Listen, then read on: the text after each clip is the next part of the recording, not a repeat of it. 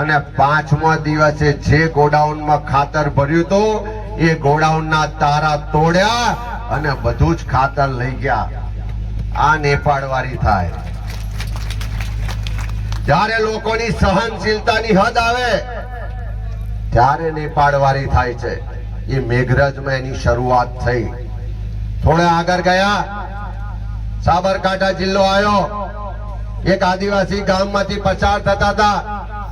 મેં કીધું આટલી બધી તકલીફ છે, રસ્તામાં 1-1 ફૂટના ખાડા હતા, તો મેં કહ્યું થોડું મત કેમ ભાજપને આલો છો? એક બેન બોલ્યા કે ઓલો મોદી અનાજ આલે એમ કે. આ બાજુ કે છે કે નહીં આપણે? મેં કીધું કે અનાજ મોદી કેમનો આલે છે? એક વાર અનુભવ કરજો. ભલે તમારે તે મોદી ફોટા વાળી થેલીઓ આલી છે કે નહીં? આલી છે ને? મેં એમને કીધું એક કામ કરજો, આવતા મહિને અનાજ લેવા જાઓ તો પેલું રેશન કાર્ડ ઘેર મૂકજો, મોદીના ફોટા વાળી થેલી લઈ જજો, અને એવું હોય તો મોદીનું પેલું મોરું પહેરીને જજો, અને એ સસ્તા અનાજની દુકાન વાળાને કહેજો કે આ મોદીનું અનાજ હાલ. જો મોદીનો ફોટો જોઈ, મોદીની થેલી જોઈને અનાજ આપે તો માનજો કે આ મોદીનું આલેલું અનાજ છે. હાલશે ખરા?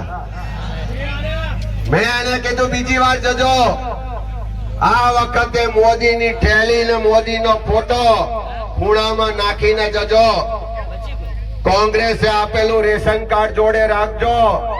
અંદર કોંગ્રેસે મારેલા બીપીએલ નો સિક્કો છે, અંદર અંત્યોદય નો સિક્કો છે, અંદર નેશનલ ફૂડ સિક્યોરિટી એક્ટ નો સિક્કો છે. આ રેશન કાર્ડમાં જેટલા પણ સિક્કા માર્યા છે એ કોંગ્રેસ સરકારની દેન છે. એ સિક્કા જોઈને અનાજ મળે છે, કોઈ મોદીના ફોટા જોઈને અનાજ મળતું. આ વાત લોકોને કેવી પડશે. સાચી વાત છે કે નહીં? જેમ જેમ યાત્રા આગળ નીકળી, અમે માલપુર ગયા. એપીએમસી નું બજાર હતું. ખેડૂતો મગફળીનો પાક લઈને આવ્યા હતા કે આખી ફસલ બરબાદ થઈ ગઈ, પાક વીમા યોજના નથી એટલે કોઈ મદદ ના મળી. મેં કીધું આ સરકારે પેકેજ જાહેર કર્યું, એ પેકેજમાં કેટલા પૈસા મળશે? તો કે સાહેબ સરકારે પેકેજના નામે પડીકું જાહેર કર્યું છે. 1 વીઘે 50,000 રૂપિયાની નુકસાની થઈ છે. 1 વીઘે 50,000 રૂપિયાની નુકસાની સામે આ જે પેકેજ રૂપી પડીકું આપ્યું છે એમાં 1 વીઘે ખાલી 3500 રૂપિયા મળવાના. 50,000 ની નુકસાની સામે 3500 રૂપિયા મળે તો ખેડૂત આત્મહત્યા ના કરે તો બીજું શું કરે? આ સૌરાષ્ટ્રમાં 1, 2, 3 નહીં, છેલ્લા 1 મહિનાની અંદર 6 ખેડૂતોએ આત્મહત્યા કરી. પણ આ સરકારના પેટનું પાણી હાલતું નથી. પેલી ટાટા નેનોની ફેક્ટરી કરવા માટે નરેન્દ્ર મોદી અહીંયા મુખ્યમંત્રી હતા, એક ઉદ્યોગપતિને 33,000 કરોડ રૂપિયા આપ્યા હતા. આ દેશના મોટા મોટા ઉદ્યોગપતિઓના 25 લાખ કરોડ રૂપિયાના દેવા માફ કર્યા. પણ આ ગુજરાતના ખેડૂતોના દેવા માફ નથી કરવા. ત્યારે કોંગ્રેસ પાર્ટીનો સંકલ્પ છે કે ભૂતકાળમાં પણ ખેડે એની જમીનનો કાયદો કોંગ્રેસ લાવી હતી, રે એનું ઘરનો કાયદો કોંગ્રેસ લાવી હતી. 2008માં આજે સોનિયા ગાંધીજીનો જન્મદિવસ છે. આપણે બધાને વિનંતી કરું કે એકવાર જોરદાર 2 હાથ ઊંચા કરીને તાળીઓ પાડીને સોનિયાજીને આજે જન્મદિવસે આશીર્વાદ આપીએ. આ એ સોનિયા ગાંધી છે કે જેમના નેતૃત્વમાં આપણને જંગલ જમીન અધિકારનો કાયદો મળ્યો. આ એ સોનિયા ગાંધી છે જેના નેતૃત્વમાં આપણને શિક્ષણ અધિકારનો કાયદો મળ્યો. આ એ સોનિયા ગાંધી છે જે આખા દેશમાં કોઈ ભૂખ્યો ના રહે એની ચિંતા કરી અને ફૂડ સિક્યોરિટી એક્ટ નો કાયદો લાયા.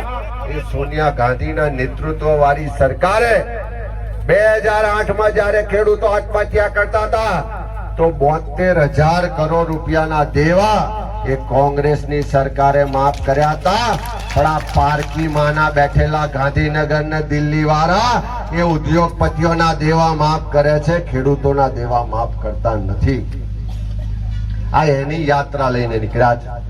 એ નસવાડીમાં પ્રોજેક્ટ આવતો હોય, આદિવાસી સમાજની જમીનો છીનવતા હોય, એક તાપી રિવર લિંક નો પ્રોજેક્ટ આવતો હોય, આપણા લોકોને બેઘર કરતા હોય, આપણા યુવાનોનો ભવિષ્ય છીનવતા હોય, આપણા વિસ્તારમાં દારૂ ડ્રગ્સની બદીને કારણે આખા ઘરોના ઘરો બરબાદ કરતા હોય, આ બધા જ પ્રશ્નોને લઈ અને લડવા નીકળ્યા છે. મારી આપ સૌને વિનંતી છે કે આ લડાઈ કઈ હેલી લડાઈ નથી. અંગ્રેજો સામે લડવાનું હતું ત્યારે પણ લડવા વાળા મુઠ્ઠીબળ લોકો હતા. મહાત્મા ગાંધીજીએ જ્યારે અમદાવાદ સાબરમતી આશ્રમથી દાંડી કૂચની શરૂઆત કરી ત્યારે 12મી માર્ચે કૂચ નીકળવાની હતી. એની આગલી રાતે જ્યારે જમવાનો સમય થયો ત્યારે બધા લોકો જમવા બેઠા. ગાંધીજી એમ કીધું કે કાલે આશ્રમની બહાર નીકળીશું એટલે અંગ્રેજોની લાઠીઓ હશે, અંગ્રેજોની ગોળીઓ હશે, પકડી પકડીને કારાવાસમાં જેલમાં નાખી દેશે.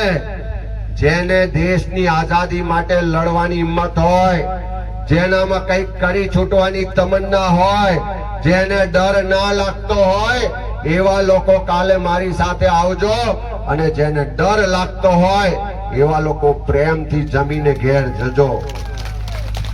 એ બીજા દિવસે 12મી માર્ચે 80 લોકો નીકળ્યા અને દાંડી માર્ચની શરૂઆત થઈ. એ અમદાવાદ સુધી માર્ચ દાંડી પહોંચતા પહોંચતા લાખો લોકો એમાં જોડાયા અને અંગ્રેજોની જે આખા વિશ્વમાં સૂરજનાથ એવી સત્તાએ પણ એ દાંડી કૂચમાં ગાંધીજી સાથે લોકો સામે ઝૂકવું પડ્યું. એ જ રીતે આ નવા અંગ્રેજો છે, આ કાળા અંગ્રેજો છે. આ કાળા અંગ્રેજો સામે પણ આખા દેશમાં જો કોઈ ગરીબ, સામાન્ય, દલિત, આદિવાસી, બક્ષી પણ લઘુમતી, ખેડૂતો હોય, યુવાનો હોય, મહિલા હોય, નાના વેપારીઓ હોય, આ બધા માટે જો કોઈ એક વીરલો લડતો હોય તો એ રાહુલ ગાંધી છે. મહાત્મા ગાંધી અંગ્રેજો જે ધોળા અંગ્રેજો સામે લડ્યા હતા, અને રાહુલ ગાંધી કાળા અંગ્રેજો સામે લડાઈનું નેતૃત્વ કરે છે.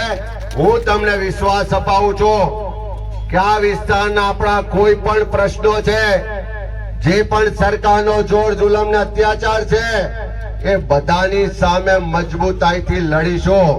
અને આ લડાઈમાં તમે એકલા નથી. હું તમને આશ્વાસન વિશ્વાસ સાથે કહું છું કે જ્યાં પણ લડાઈ લડવાની થાય, પહેલી લાઠી ખાવાની હશે, પહેલી ગોળી ખાવાની હશે, પહેલા જેલમાં જવાનું હશે, તો કોંગ્રેસનો આગેવાન, કોંગ્રેસનો કાર્યકરે સામનો કરશે. અહીંના કોઈ સામાન્ય માણસનો વાળ પણ વાંકો નહીં થવા દઈએ. એ સંકલ્પ સાથે આજે તમારી વચ્ચે આવ્યા છે. અહીંયા મને એમ આપ્યું કે થોડા વખત પહેલા 2023માં ઠેલકી ગામ હતું ને,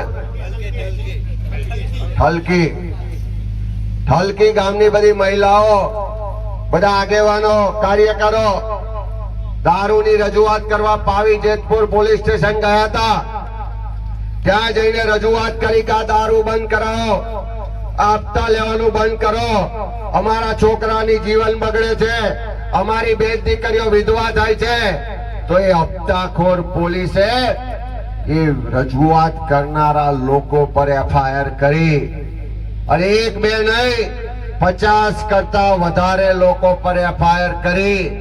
આજે પોલીસના લોકોને પણ કહેવા માંગીએ છે કે હપ્તાથી તમારી આખી જિંદગી જવાની નથી.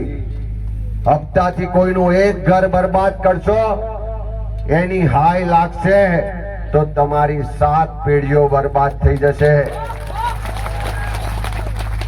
અમે જિગ્નેશભાઈ બહુ બોલે કે પટ્ટા ઉતરી જશે, હપ્તા લેશે, બધું કે. મને એક પોલીસ વાળાનો ફોન આવ્યો કે અમિતભાઈ તમે બધા રોજ અમને ભાણ કરો છો, પણ કોક દાડ અમારું દર્દ તો સાંભળો. મેં કહ્યું શું થયું? તો કે તમને ખબર નહીં હોય આ ભાજપની સરકારમાં પોલીસ સ્ટેશનોના ભાવ ચાલે છે. બોર્ડરના કોઈ પોલીસ સ્ટેશને પોસ્ટિંગ લેવું હોય તો 50-50 લાખ રૂપિયાનો ભાવ ચાલે છે. સારી કમાણી થાય એવું પોલીસ સ્ટેશન હોય તો 25-25 લાખનો ભાવ ચાલે છે.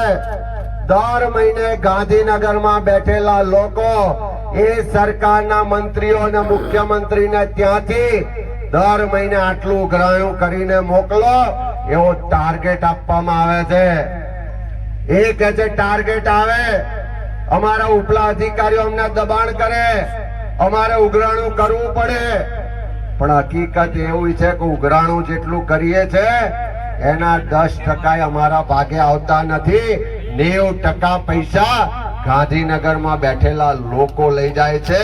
અને એટલા માટે આ દારૂની, ડ્રગ્સની, આંદોલનની, રસ્તા પર ઉતરવાની વાત થાય તો સૌથી પહેલા કોને પેટમાં ફાડ પડે છે? સરકારને. કેટલું પાસ છે? કેટલું પાસ છે? સૌથી પહેલા ગાંધીનગરમાં બેઠેલા પેલા સંસ્કારી મંત્રી છે એમના પેટમાં ફાડ પડે છે કે ચાલુ આ તો કોંગ્રેસ લોકોની વચ્ચે જાય છે. જન આક્રોશ યાત્રા ધીમે ધીમે આગળ વધે છે. બહેનો ખુલીને બહાર આવે છે. લોકો જનતા રેડ કરવાની તૈયારી કરે છે. જો આવું થશે તો આપણી તો આવક બંધ થઈ જશે. દર મહિને કરોડો રૂપિયા આવતા બંધ થશે. તો આ પૈસા ખર્ચીને ચૂંટણીઓ જીતીએ છે. ચૂંટણીઓ કેમની જીતા છે એ ચિંતામાં ને ચિંતામાં આજે તો મુખ્યમંત્રી હોય કે ગૃહમંત્રી હોય બંનેને રાતે ઊંઘ પણ આવતી નથી. ત્યારે મારી આપ સૌને છેલ્લે વિનંતી છે કે આ લડાઈ લાંબી છે. આ લડાઈ એકલા કોઈનાથી નહીં લડાય. આ લડાઈ એકલી કઈ કોંગ્રેસ પાર્ટીની લડાઈ નથી. આ ગુજરાતના લોકોની લડાઈ છે. આ ગુજરાતના યુવાનોના ભવિષ્યની લડાઈ છે. આ ગુજરાતની અસ્મિતા માટેની લડાઈ છે. અને એટલા જ માટે જેમાં 5 આંગળીઓ હોય, છૂટી છૂટી હોય તો એની કોઈ તાકાત નથી હોતી. પણ 5 આંગળીઓ ભેગી થઈને મુક્કો બને તો ભલભલી તાકાતોને પણ ઝુકાવવાની શક્તિ આમાં હોય છે. ત્યારે આ સરકાર સામે લડવા માટે આવો બધા સાથે મળી એક થઈએ, સંગઠિત થઈએ અને આખા અંબાજી થી લઈને ઉમરગામ સુધી એક પણ ઇંચ આદિવાસીની જમીન કોઈ પણ ખોટી રીતે લઈ જાય તો એને નહીં લઈ જવા દઈએ એવો સંકલ્પ લઈને અહીંયાથી છૂટા પડીએ. એ વાત સાથે શશીભાઈ આખી ટીમનો ખૂબ ખૂબ આભાર માનું છું. અને ખાસ કરીને તમને ફરી સલામ કરું છું કે સવારે 10 વાગ્યાના અત્યાર સુધી બધા અહીંયા આવ્યા અને આ જે જનાક્રોશ યાત્રા છે એ લોકોના અવાજને સમર્થન આપ્યું. એ બદલ આપ સૌનો ખૂબ ખૂબ આભાર. જય જોહાર, જય આદિવાસી.